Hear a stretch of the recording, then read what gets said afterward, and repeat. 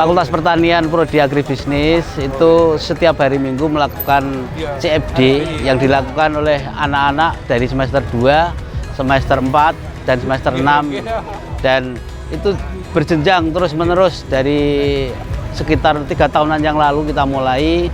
Kemudian pada setiap awal melakukan CFD, anak-anak itu melakukan survei atau membuat kuesioner pada peserta CFD, sehingga diketemukan apa yang disukai oleh konsumen yang berada di alun-alun Bojonegoro.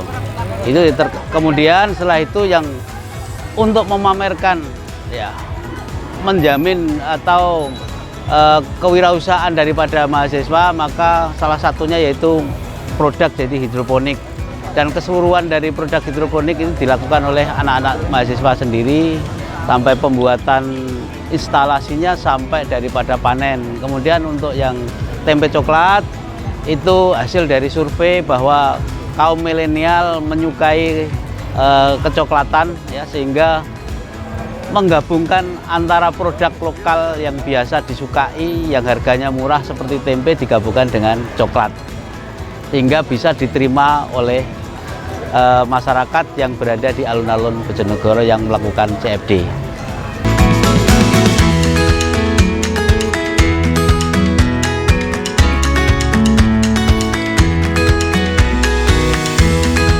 Di sini kami memperkenalkan kepada masyarakat Bojonegoro tentang hidroponik.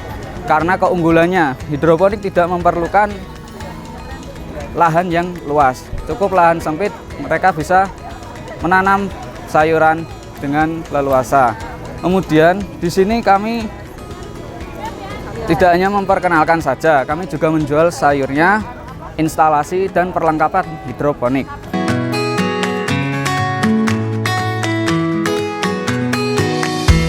Dengan adanya hidroponik ini yang bisa tidak memakan tempat, ya, tidak memakan media yang banyak, maka ini perlu dikembangkan demi kebutuhan, ya, sayuran-sayuran untuk masyarakat biar sehat.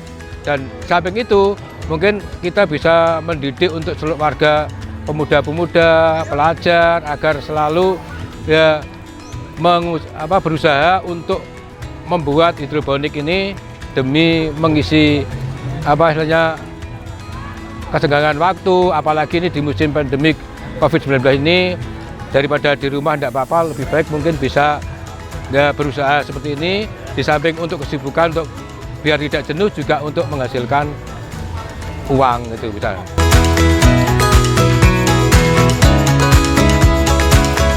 Ini kami menjual produk coklat tempe, jadi itu perpaduan coklat sama tempe kami padukan.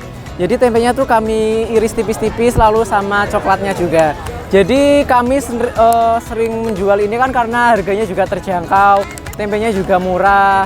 Terus banyak kalangan anak-anak muda, orang-orang yang suka tempe, jadi lebih berinovasi ke coklat tempenya aja.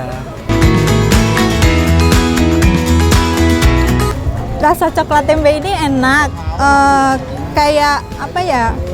Kayak tempenya itu crispy, kayak kacang gitu, jadi cocok kalau dimakan, rasanya nggak aneh-aneh gitu.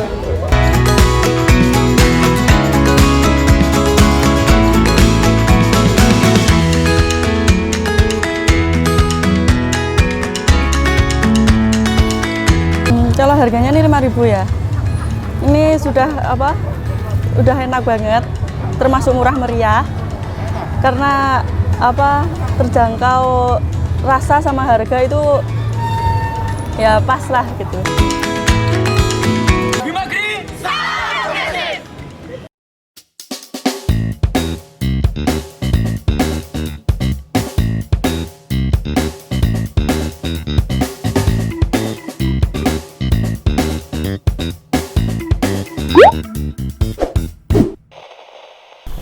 Hai, kembali lagi di Opsi, obrolan panjang dan berisi. Bersama saya, Vivi Fatha Azizah. Obrolan Opsi hari ini adalah tentang tanaman hidroponik.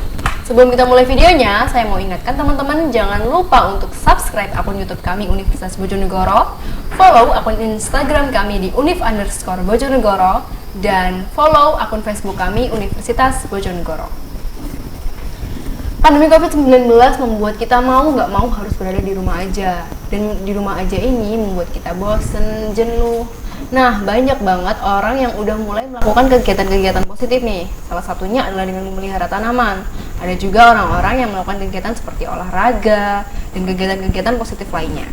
Hari ini, Opsi khusus menghadirkan teman-teman dari Himpunan Mahasiswa Agribisnis Universitas Bojonegoro untuk membahas tentang tanaman hidroponik.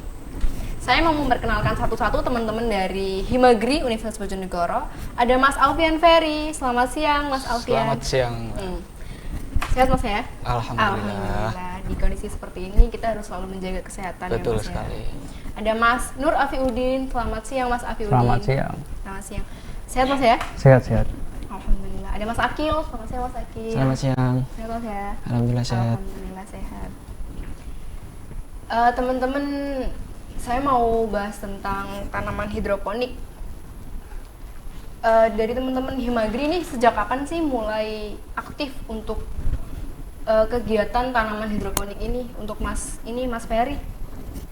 Oke, untuk aktifnya dari bertanam hidroponik ini, itu sebelumnya dari kepengurusan tahun lalu juga sudah mulai aktif. Kemudian di kepengurusan tahun 2020-2021 ini diaktifkan dan dikembangkan lebih galak lagi oleh teman-teman pengurus Himpunan Mahasiswa Agribisnis Universitas Bojonegoro.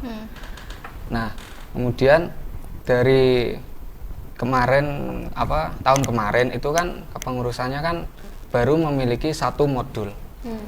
Nah, di kepengurusan yang tahun ini, yang sekarang, kita sudah mengupgrade atau menambah instalasi menjadi 3. Jadi yang pertama itu instalasi NFT namanya. NFT itu kepanjangannya dari nutrien film teknik. Jadi di NFT itu alirannya itu tipis. Kita kan menggunakan air di hidroponik. Jadi alirannya dari pipa atau paralon itu mengalir tipis. Itu namanya NFT. Terus ada lagi DFT. DFT itu bisa dibilang kebalikannya. Kalau yang NFT tipis, kalau DFT itu lebih ada genangannya. Jadi deep film teknik kayak gitu. Jadi alirannya airnya jadi lebih banyak gitu, lebih Mas, ya? Ya, ada genangan, masih ada sisa air yang menggenang. Itu pengaruh nggak sih Mas? Ada pengaruhnya. Jadi kalau misal di NFT ya, kita di NFT itu untuk skala produksi itu kebanyakan juga pakai NFT. Itu ada posisi keuntungannya, yaitu sayuran itu lebih sehat dan cepat pertumbuhannya, karena kan airnya langsung lewat gitu. Jadi tanaman ketika dia butuh nutrisi yang segar, dia langsung dapat gitu. Tapi semua tanaman gitu bisa pakai 2 metode itu tuh bisa? Bisa. Oh. Nah, kalau NFT kan pasokan oksigen dia kan terbaru terus. Kalau DFT dia menggenang, jadi lebih sedikit pasokan oksigennya. Kalau keduanya ini kalau dibandingkan nih Mas, bagusan yang mana? Kalau kebanyakan teman-teman dari hidroponik di Indonesia umumnya itu pakai NFT. Cuman kekurangannya satu, kita kelemahannya kalau listrik padam. Emang yang DFT itu nggak pakai listrik? Kalau DFT kan kita pakai listrik, benar. Cuman masih ada genangan. Iya. Jadi kalau NFT, kalau sudah lampunya padam atau listrik padam, ya nggak ada air yang tersisa di dalam paralon. Berarti harus benar-benar nyiram terus gitu. Betul Mas, ya? sekali. Oh ya. Kenapa sih Mas dari sekian banyak ilmu yang teman-teman dapat dari pertanian nih, kenapa harus hidroponik? Hidroponik itu seru dan budidaya yang lebih efisien daripada kita pakai konvensional. Menurut saya, kalau kita kan lihat sendiri, seperti kita nggak menduga akan ada pandemi seperti COVID-19 ini. Akhirnya kita kan bekerja di rumah. Nah, di rumah kan males ngapain dan nggak punya lahan luas seperti kita yang tinggal di perkotaan. Itu kita nggak punya lahan, tapi adanya kayak lahan sempit 2,5 meter. Kota mana Mas by the way? Bojonegoro. Kota ya, Bojonegoro guys. kota. Karena sedikit lahannya. Nah, betul. Kalau di kota sudah sedikit lahannya. Itu kita bisa memanfaatkan lahan sempit itu dengan maksimal. Jadi, misal ya, kita tadi ngomongin tentang NFT. Kita bisa pakai teknik NFT itu kalau misal 2,5 kali itu kita bisa pakai sekitar 100 lubang itu bisa.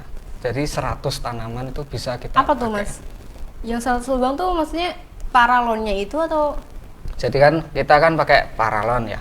Paralon itu dibuat horizontal, terus kita kan pakai lubang. Nah, setiap lubang kan berisi satu tanaman, satu sayur. Nah, itu kita bisa manfaatkan maksimal 100-200 itu bisa. Tergantung kita modelnya mau seperti apa. Ada yang bikin rak susun, ada yang dibuat seperti model A gitu. Itu kita malah bisa lebih banyak lagi. Jadi gitu. Berarti kalau tanaman hidroponik tuh nggak cuma butuh lahan yang luas aja, tapi bisa untuk tinggi juga Bisa. kan, lebih bisa meminimalir lahan yang sempit gitu. Betul ya Mas sekali. ya. Saya mau ke Mas Akil. Mas Akil, gimana sih step-stepnya tanaman hidroponik itu? Untuk teman-teman mungkin yang di rumah yang bener-bener baru newbie atau baru belum pernah nanam hidroponik tuh step-step yang bener-bener awal tuh kayak gimana sih Mas?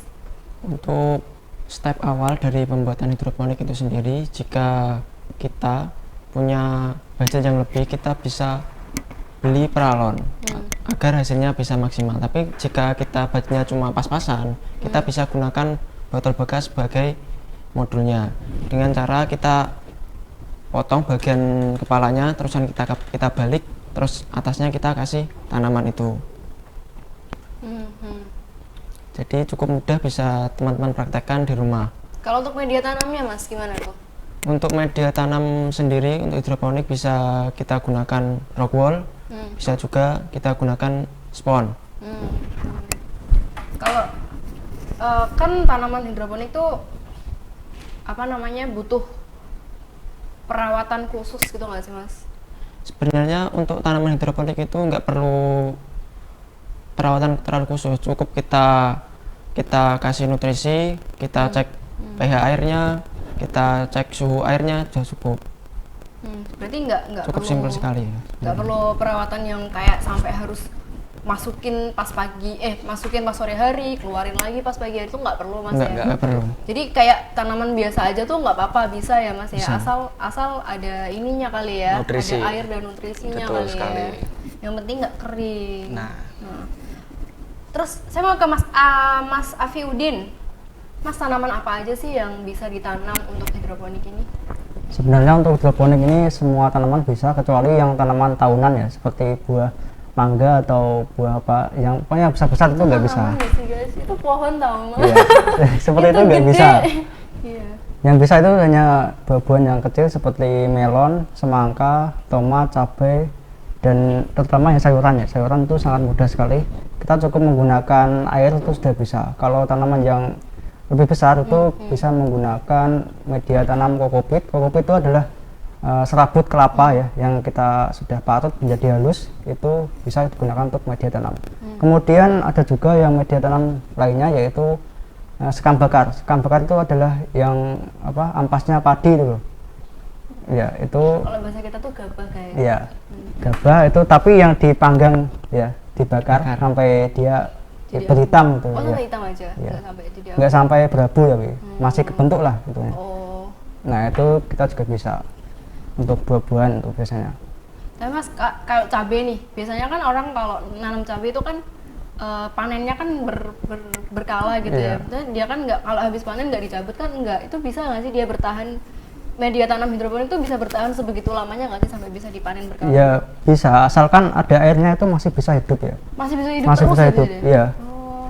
Jadi sangat mudah sekali ya. Kalau kita bandingkan dengan tanaman yang konvensional, itu hidroponik lebih bersih juga tanamannya, dan harganya juga lebih mahal karena kualitas tanaman itu lebih bagus daripada yang konvensional. Kalau di konvensional itu kan mungkin ada tanah-tanahnya yang tersisa, kemudian ada hama ulatnya yang biasanya itu tanamannya itu cacat ya untuk di daun-daunnya kalau di konvensional. Tapi kalau di hidroponik ini benar-benar halus dan mulus gitu. nggak ada cacat-cacatnya sama sekali. Tanpa pestisida juga. Ya itu Emang tanpa. di hidroponik tuh nggak ada ulat gitu ya Mas? Ya ada, Tentunya cuman penanganannya lebih mudah karena ya kelihatan itu aja. Itu tanpa pestisida ya, tanpa obat kimia-kimiaan. Jadi lebih sehat juga di hidroponik. Dan sebenarnya yang mempengaruhi harga mahal itu bukan di sistem hidroponiknya, tapi kualitas sayurannya. Kalau kualitasnya bagus, ya harganya juga bagus. Iya juga sih, karena biasanya kan faktor yang menyebabkan tanaman rusak itu kan karena tanah Iya. hama yang ada di sawah itu kan ya betul. Mas ya. Iya sih. Terus Mas, untuk teman-teman dari Himagri, kedepannya ini mau gimana nih? Bikin bisnis atau mau buka apa bisnis tentang hidroponik atau mau gimana? Oke, jadi kedepannya dari Himagri sendiri kita menginginkan kalau seperti tahun kemarin kan kita sudah lakukan pengenalan hidroponik, kita juga sudah promosi, kita kan juga melayani pembuatan instalasi juga di sana. Jadi teman-teman yang pengen membuat atau berbudidaya hidroponik dan bingung bikin instalasinya, kita juga siap membuatkan. Kalau soal harga gimana tuh Mas? Harga nanti kita bisa obrolin di. Oh iya. Nah, tapi teman-teman dari Himagri ini menjual semua kebutuhan apa namanya hidroponik ini ya? betul. Dari media Mulai tanam. dari nutrisi, bibit dan instalasi, cuman semuanya kita tersediakan. Tuh guys, yang mau mulai menanam hidroponik untuk teman-teman yang ada di Bojonegoro, kalian bisa menghubungi himpunan mahasiswa agribisnis Universitas Bojonegoro Betul.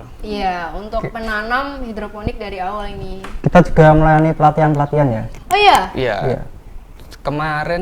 Tahun kemarin kita juga mengisi pelatihan di Tambak Rejo ya. Iya. Tambak Rejo Untuk sana. apa tuh? Untuk masyarakat di sana gitu. Kita bekerja sama dengan STI dan Dikia. Jadi mereka menghubungi kami untuk menjadi narasumber.